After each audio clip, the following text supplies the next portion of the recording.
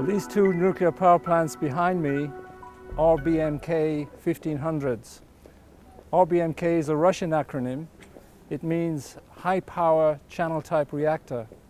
And 1500 means it has a rated capacity of 1500 megawatts. So these are very big power plants. They were constructed in the Soviet era, mainly in the Russian Federation. There are the two plants here in Lithuania. And of course, they were the plants at Chernobyl, where the accident occurred in 1986. So there were several RBMKs constructed. They were built to be big, powerful reactors, easy to construct and easy to maintain.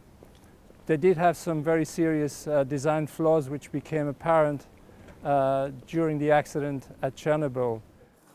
So one of these reactors behind me was shut down in 2004, and the second reactor was shut down in 2009. And now the Lithuanian authorities are in the process of dismantling these reactors, and the current plan is to have completed the dismantling by the year 2038, so in another 22 years from now.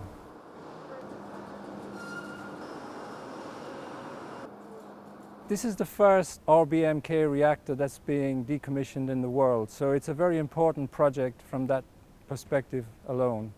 And the activities that are taking place here in Lithuania are going to be very helpful to other member states, particularly with big reactors, because of the issues that will be dealt with here. What's been done so far is to remove some of the plant in the turbine building, so it's conventional dismantling work.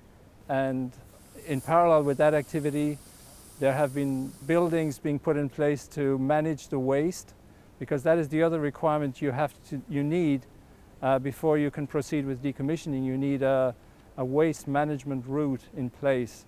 So that requires storage facilities, waste treatment facilities, and disposal facilities to be built in order to finally dispose of the waste. The fuel has been removed from one of the reactors and it's in the spent fuel pool, but it's still here in the reactor, so the reactor still remains under operating license.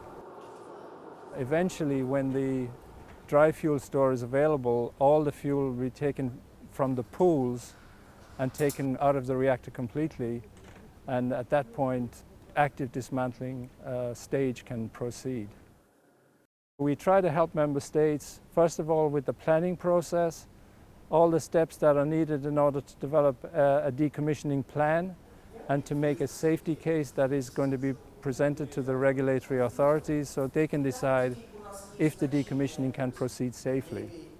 We also assist member states in understanding the technologies that can be used for implementation itself.